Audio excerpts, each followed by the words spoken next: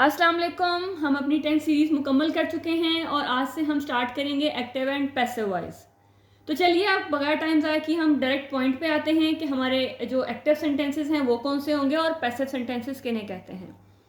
तो देखिएगा, एक सेंटेंस के अंदर हम पहले भी जब 10th सीरीज़ हमने की थी, हमने बात की थी कि हमारा जो सेंटेंस है उसके 3 पार्ट होते हैं। एक होता है सब्जेक्ट, वर्ब और ऑब्जेक्ट। सब्जेक्ट क्या है? जो काम करता है, ठीक है, जो काम करता है, जिससे सेंटेंस स्टार्ट होता है, जो आपका एक्शन परफॉर्म करेगा वो आपका होगा सब्जेक्ट। और जो एक्शन परफॉर्म किया जाएगा, जो काम उसने करना है, एक्शन तो इसने परफॉर्म किया लेकिन एक्शन कौन सा वाला परफॉर्म करना है, यहाँ पे वो आपके पास होगा वर्ब। यहाँ जैसे यहाँ प्लेस, खेलना, ये एक एक्शन है, काम किया जाना है, तो ये आपका है वर्ब। अब जो ही है वो प्लेस तो है लेकिन क्या खेलता है?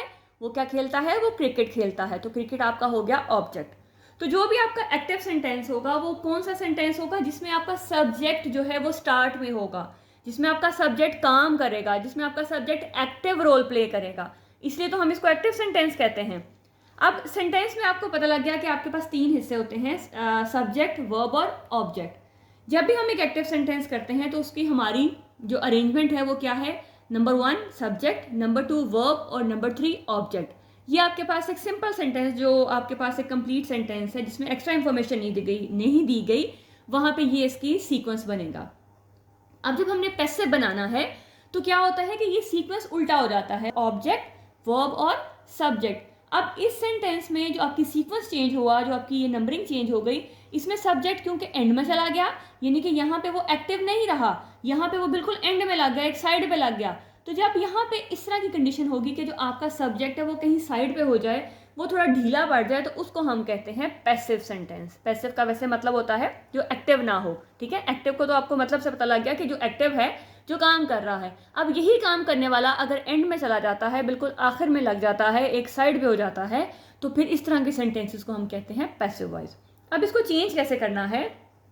हमने कहा ये हमारे पास इसकी जो सीक्वेंस है 1 2 3, लेकिन जब हमने पैसिव बनाना है तो हमारा सीक्वेंस क्या होगा? 3 2 1। तो चलिए आप इसको 3 2 1 के हिसाब से देखते हैं।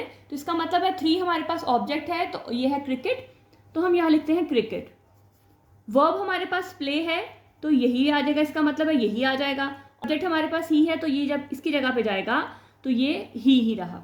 अब ये तो हमने सीक्वेंस बना लिया, लेकिन ये सेंटेंस कंप्लीट नहीं है। बच्चे इतना तो कर लेते हैं लेकिन उनको ये समझ नहीं आती है कि हमने इसमें कौन सा टेंस लगाना है, हमने जहाँ पे जो हेल्पिंग वर्ब है, सॉरी, वो क्या लगाना है। यहाँ तक तो बच्चों ने अरेंजमेंट तो चेंज कर ली, लेकिन यहाँ पे कुछ ऐसी चीज़ें हैं जो हमने खुद ऐड करनी है, या ये आप कह लें कि जिनको बाहर से ऐड करना बहुत लाजमी है। जब तक आप उनको ऐड नहीं करते हो, वो आपके जो सेंटेंस का जो सीक्वेंस है, जो स्ट्रक्चर है, वो कंप्लीट नहीं होता है। तो इसी को आसानी से करने के लिए, या वो पॉइंट या वो ट्रिक जिससे आपको वो याद रहे, उसी को करने के लिए हमने ये सीरीज स्टार्ट की है, ताकि हम थोड़ा थोड़ा काम करें और वो आपको इजीली याद भी हो सके। आप उसको रटा ना लगाओ, आप उसको समझ के करो। तो इसी के लिए मैंने एक टेबल बनाया है। उस टेबल को अगर आप थोड़ा सा ध्यान से देख लेते हो तो आपके लिए एक्टिव पैसिव करना कोई भी मुश्किल चीज़ नहीं रहेगी। जी, ये टेबल आपके सामने मैंने रखा है, इसको मैंने फिल नहीं किया और जानबूझ के फिल नहीं किया। हम जो जो टेंस करते जाएंगे उसको साथ साथ फिल करते जाएंगे, ताकि आपको समझ भी आती जाए और आप कंफ्यूज ना हो। तो देखिएगा, अगर आपने टेंसेस को ध्यान से देखा हुआ है और अगर आपको ये कह लें कि थोड़ी बहुत भी समझ है, तो ये अब आपके लिए मुश्किल नहीं रहेगा। यहाँ देखें, ये टेंस लिख दिए मैंने, present indefinite, present continuous, present perfect और प्रेजेंट परफेक्ट कॉन्टिन्यूस। टोटल हमारे पास 12 टेंस हैं। और यहाँ पे आपके लिए मज़े की बात यह है कि हम इनमें से 4 जो टेंसेस हैं वो नहीं करते। ये सबसे पहले एक ईजी चीज़ आपके लिए हो जाएगी कि हमने 4 टेंसेस को तो बिल्कुल भी करना ही नहीं है। हमने इनके टेंसेस पढ़े हैं, सेंटेंस बनाए हैं, लेकिन ये वो हैं जिनको हम पैसिव में यूज़ नहीं करते। तो हमारे पास बाकी जो हैं वो कितने सेंटेंसेस रह गए? हमारे पास रह गए बाकी 8 टेंसेस रह गए। इन 8 में से अगर आप पहले 2-3 को समझ लेते हो तो बाकी भी आपके फिंगर टिप्स पे हो जाएंगे, वो भी आपके लिए मुश्किल नहीं रहेंगे। तो चलिए स्टार्ट करते हैं। सबसे पहले अपने प्रेजेंट इंडेफिनिट को आज हम करेंगे। तो यहाँ पे देखना है, जो चीज़ आपके समझने वाली है, जब हम प्रेजेंट की बात करते हैं, प्रेजेंट टेंस की बात करते हैं जो इंडेफिनिट है, तो हमें उसका कैसे पता लगता है कि वो सेंटेंस जो है वो प्रेजेंट इंडेफिनिट का है। वहाँ पे जो हमारे पास चीज़ होती है वो होती है V1 प्लस हमारे पास S या ES उसके साथ होता है, ठीक है। मतलब ये आपके पास V1 मतलब कि first form of verb, first form of verb होगी, या फिर उसके साथ हम एस या ई एस लगाएंगे। एस या ई एस कब लगता है? वो सिंगल के साथ लगता है। उसको ज़्यादा डिटेल से नहीं करूँगी क्योंकि हम ये सारा चीज़ें 10 सीरीज में पढ़ चुके हैं। तो अभी आपके लिए जो चीज़ समझने वाली है वो है आपका V1। आपके सेंटेंस के अंदर क्या होगा? V1 होगा। अगर वो सिंगल के साथ है तो उसके साथ एस या ई एस जो है वो ऐड होगा। अदरवाइज वो अगर प्लूरल के साथ है तो सिर्फ और सिर्फ V1 होगा। या फिर अगर वो नेगेटिव या इंट्रोगेटिव है तो डू और डज होगा, और उसके बाद चाहे सिंगल है चाहे प्लूरल है हमेशा हमारे पास V1 ही आएगा, यानी कि वर्ब की फर्स्ट फॉर्म आएगी, फिर एस या ई एस नहीं होगा।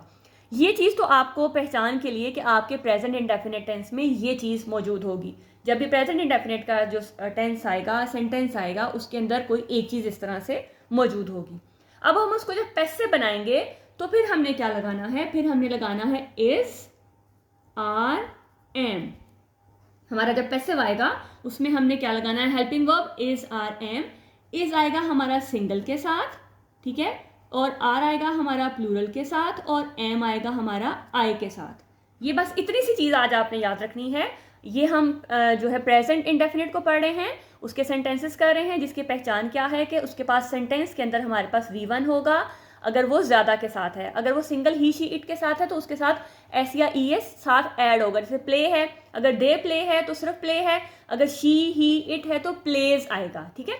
और अगर वो नेगेटिव या इंट्रोगेटिव है तो डू, डज आएगा, और साथ में उसके वर्ब की फर्स्ट फॉर्म आएगी। जब हमने पैसिव बनाना है तो फिर हमने क्या यूज़ करना है? इज, आर, एम यूज़ करना है। इज आएगा सिंगल के साथ, आर आएगा प्लूरल के साथ, और एम आएगा आई के साथ। अभी फिलहाल आपने इसी बॉक्स को याद रखना है, बाकी जब हम करेंगे तब उसके साथ साथ हम उसको एक्सप्लेन करते जाएंगे। उसके बाद नीचे आ जाएं।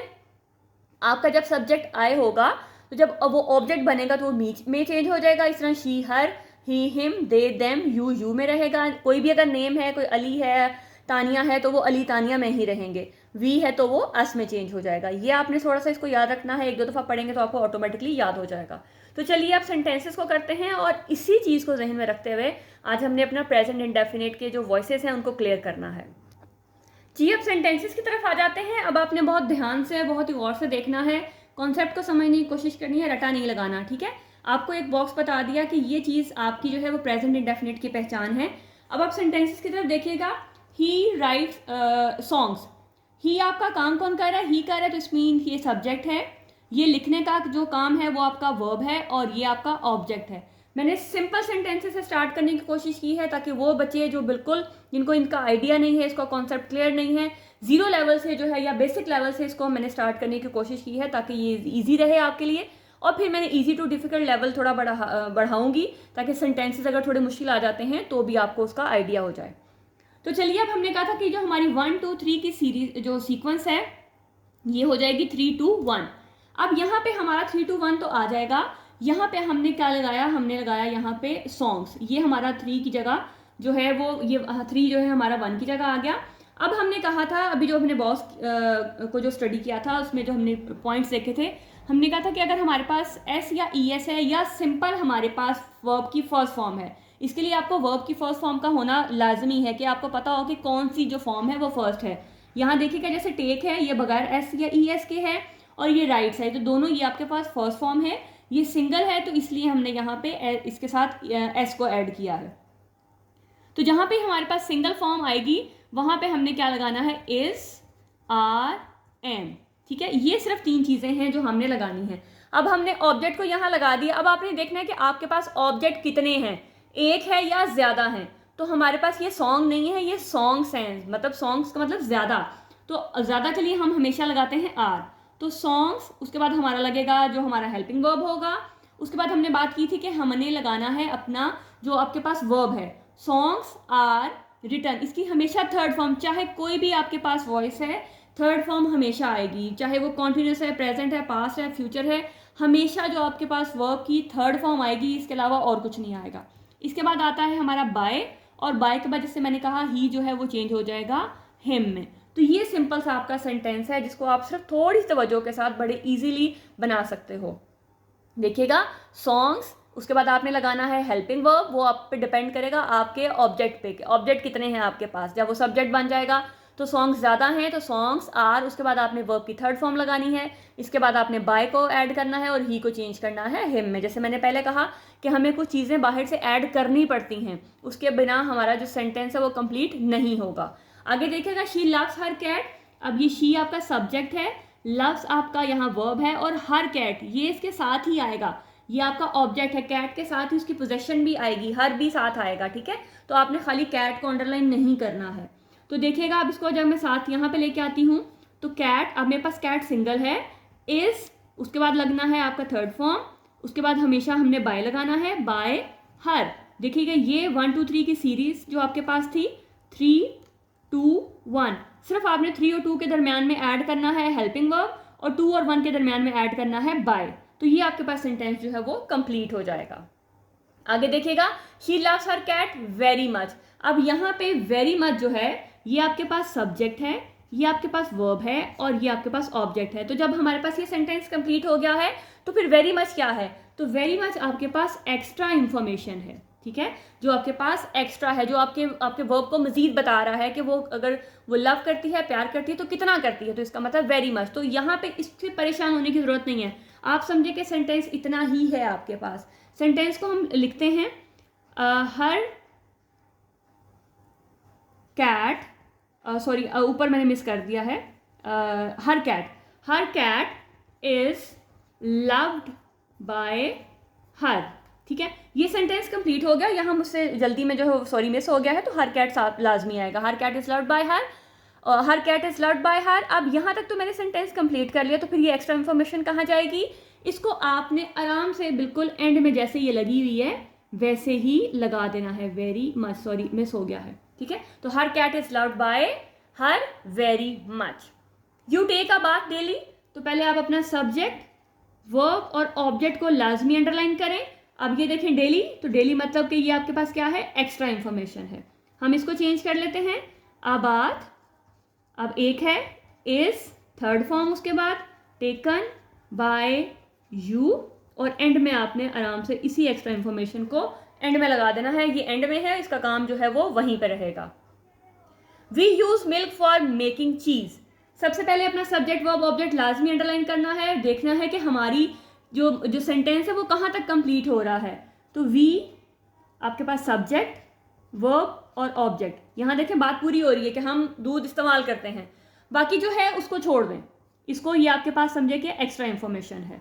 तो यहाँ पे क्या आएगा आपका, milk is used by us, और जो बाकी एक्स्ट्रा इंफॉर्मेशन है उसको चुप करके आराम से आप नीचे उसको उतार लें, वो सेंटेंस के एंड में आ जाएगी। दे लाइक बॉक्सिंग, ठीक है। तो यहाँ पे देखें सिंपल आपके पास सब्जेक्ट, वर्ब और ऑब्जेक्ट, तो क्या होगा, ये आपके पास कोई एक्स्ट्रा इंफॉर्मेशन नहीं है, आपके पास बॉक्सिंग है, सिंगल यूज करेंगे, boxing is liked by them. तो ये आपके पास आ गया आपका पैसिव वॉइस सेंटेंस। चलिए आप बात कर लेते हैं कि हमने नेगेटिव और इंट्रोगेटिव सेंटेंसेस को कैसे चेंज करना है। उसके लिए छोटी सी टिप है, अगर आपको पीछे समझ आ गई है तो ये भी अब आपके लिए मुश्किल नहीं रहेगा। जैसे देखें, you do not draw this picture, मैंने कहा था कि जहाँ पे डू और डज आएगा, डू और डज, वो हमेशा प्रेजेंट इंडेफिनिट का सेंटेंस होगा। तो इसको चेंज करने के लिए बच्चे क्या करते हैं कि डू और डज को हमेशा, बहुत सारे बच्चे जिनको समझ नहीं होती है वो इसको पैसिव में भी इंक्लूड कर देते हैं। तो इसका पैसिव में कोई काम नहीं है, इसको किसी भी तरीके से आपने नीचे नहीं लेके आना। तो इसको सॉल्व करने का एक बहुत आसान तरीका आपको बता रही हूँ कि आप समझें कि आपके पास ये है ही नहीं है, इसको कट कर दें, ये समझें कि आपके पास है ही नहीं, आप बाकी सेंटेंस को जो है वो अपना सीक्वेंस से चेंज करें। ये आपका सब्जेक्ट, वर्ब और दिस पिक्चर आपका ऑब्जेक्ट। अब मैं इसको यहाँ पे लेके आती हूँ, ये मेरा स्टार्ट में आ जाएगा, दिस पिक्चर। अब पिक्चर क्योंकि सिंगल है मेरे पास तो आएगा इज ड्रॉन, थर्ड फॉर्म, उसके बाद हमेशा बाय और उसके बाद फिर हमारा यू। अब ये मेरे पास सेंटेंस का सीक्वेंस आ गया कि this picture is drawn by you. अब ऊपर क्योंकि नॉट है, मैंने इसको नेगेटिव बनाना है, तो नेगेटिव आपको अगर 10 सीरीज में कुछ याद हो कि हमने कहा था कि जहाँ पे हमारे पास हेल्पिंग वर्ब होता है हमेशा हम उसके बाद नॉट लगाते हैं। तो यहाँ पे इज है तो इसका मतलब है यहाँ पे क्या आ जाएगा, नॉट। तो इस डू का कोई काम नहीं है नीचे, इस डू ने नीचे नहीं आना, तो आपका सेंटेंस बनेगा this picture is not drawn by you. आगे देखें, he does not sing a song, इस डज को पहले काटें, इसका कोई काम नहीं है हमारे पास। हमारे पास सिंपल सेंटेंस है ही सिंग अ सॉन्ग, सब्जेक्ट वर्ब और ऑब्जेक्ट, ठीक। तो हम इसको चेंज करते हैं, अ सॉन्ग, सॉन्ग हमारे पास सिंगल है, इज उसके बाद third form, sung by him, ठीक है। ये हमारे पास सेंटेंस बन गया। अब हमने क्योंकि सिर्फ नॉट को इंक्लूड करना है तो जहां पे हमारा हेल्पिंग वर्ब है वहां पे हमने नॉट को ऐड कर दिया। ही डज नॉट कॉल मी, आपने समझे कि ये आपके पास नहीं है, आप सिंपल सेंटेंस को जो है उसी तरतीब से बनाएं जैसे आप बना रहे हैं। तो आई के साथ हमेशा हम एम लगाते हैं जब हमारा प्रेजेंट की बात होती है। I am called by her, अब ये सेंटेंस मेरा कंप्लीट हो गया। अब मैंने क्या करना है, इसके बाद सिंपली मैंने नॉट को ऐड कर देना है। Does he Singh a song, अब यहाँ पे क्या करना है, यहाँ पे भी आपके पास डज समझे नहीं है, डज का कोई काम नहीं है। ही सिंग अ सॉन्ग आपके पास सिंपल एक सेंटेंस है, इसको चेंज करते हैं। तो ये आपका सब्जेक्ट वर्ब और ये ऑब्जेक्ट, हम इसको कैसे बनाएंगे, अ सॉन्ग, ये अब हमारे पास सिंगल है, इज उसके बाद हमारा third form sung by him, ये सेंटेंस बन गया। अब हमने इंट्रोगेटिव बनाने के लिए हमेशा जो हेल्पिंग वर्ब होता है उसको बाहर ले आते हैं, कुछ भी ऐड नहीं करते, सिर्फ जो हमारा हेल्पिंग वर्ब होता है वो आराम से हम इसको बाहर ले आएंगे। Is a song sung by him और एंड में क्वेश्चन मार्क। बच्चे जब डायरेक्ट करते हैं तो ज़्यादातर बच्चे ये गलत कर देते हैं, तो इससे आपका 1-2 सेकंड तो ज़्यादा लगेंगे, लेकिन जब आपकी प्रैक्टिस हो जाएगी तो ऑटोमेटिकली आपके लिए ये जो है ईजी हो जाएगा।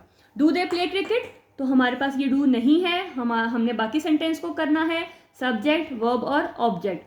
तो हमारा क्या आएगा, cricket is played by them. अब ये हमारे पास सेंटेंस बन गया, ये हमारा है हेल्पिंग वर्ब, ये हमारे पास शुरू में आ जाएगा, is cricket played by them और एंड में question mark. Does Alia cheat her, यहाँ पे आपके पास डज नहीं है, ठीक है, यहाँ पे आपके पास डज नहीं है, समझ लें। अब चलिए, अगर मैं यहाँ पे क्योंकि सारा इज आ रहा था तो मैं यहाँ पे देम लगा देती हूँ ताकि हमारे पास आपको ये भी आइडिया हो कि खाली इज नहीं आना, और भी बहुत कुछ आना है। तो आलिया चीट देम लगा देते हैं।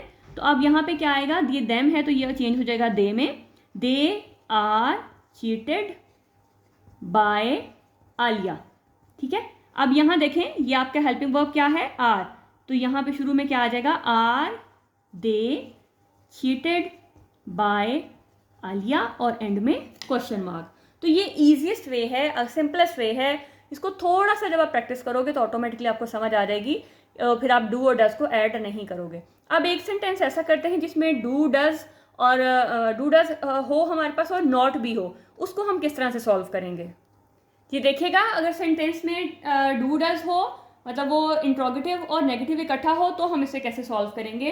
तो भी आपने टेंशन नहीं लेनी, इसको काटें, बस आपके पास ये और ये है, ये 3 चीज़ें हैं, इसको भी छोड़ दें। अभी आलिया चीट है तो आपके पास होगा she is cheated by Alia, ये आपके पास सेंटेंस का सीक्वेंस आ गया।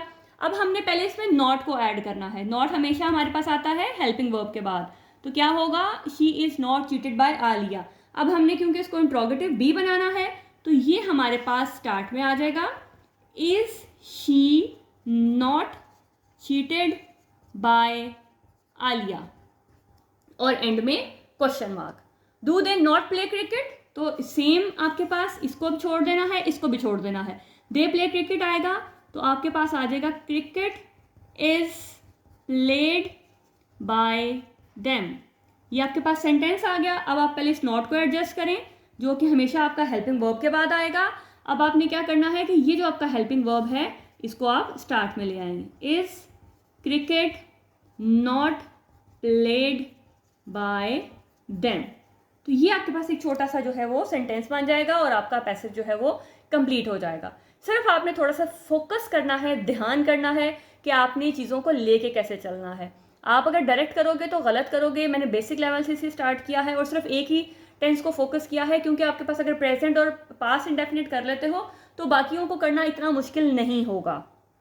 सिर्फ आपने सीक्वेंस को ध्यान रखना है कि आपका जो सेंटेंस है वो सब्जेक्ट वर्ब ऑब्जेक्ट पर बेस करता हो, और जब आपने इसको शुरू में लेके आना है, मतलब इसका जो पैसिव बनाना है, तो आपका जो ऑब्जेक्ट है वो आपके सब्जेक्ट की जगह आ जाएगा। उसके बाद हमेशा आपका हेल्पिंग वर्ब आएगा, फिर फॉर्म आपकी थर्ड आएगी, वो कोई भी टेंस है उसमें आएगी, थर्ड फॉर्म ही आएगी। फिर आपने बाय को ऐड करना है और एंड में आपका जो सब्जेक्ट था उसको आपने जो ऑब्जेक्ट बन गया उसको आपने ऐड कर देना। तो ये सिंपल सा एक आपके पास स्ट्रक्चर है। अगर आप इसको फॉलो कर लेते हैं और आपको ये पता होता है कि सेंटेंस किस टेंस का है और मैंने इसको किस तरह से मतलब कौन सा हेल्पिंग वर्ब लगाना है, तो फिर ये समझें आपके लिए एक बिल्कुल एक ईजी चीज़ बन जाएगी। तो आई होप कि आपको समझ आ गई होगी। हम कल बात करेंगे पास्ट इंडेफिनिट की, और फिर हम जो जिनके अंदर हेल्पिंग वर्ब मौजूद होता है उनको हम इकट्ठा कर लेंगे। तो अगर आपको समझ आए तो लाजमी बताइएगा कि आपके लिए जो कॉन्सेप्ट था वो कितना हेल्पफुल था। वीडियो अच्छी लगी हो तो लाइक लाजमी कीजिएगा, दुआओं में याद रखिएगा। मिलते हैं नेक्स्ट वीडियो में नेक्स्ट टेंस के वॉइसेस के साथ। तब तक अपना बहुत ख्याल रखिएगा। अल्लाह हाफिज़।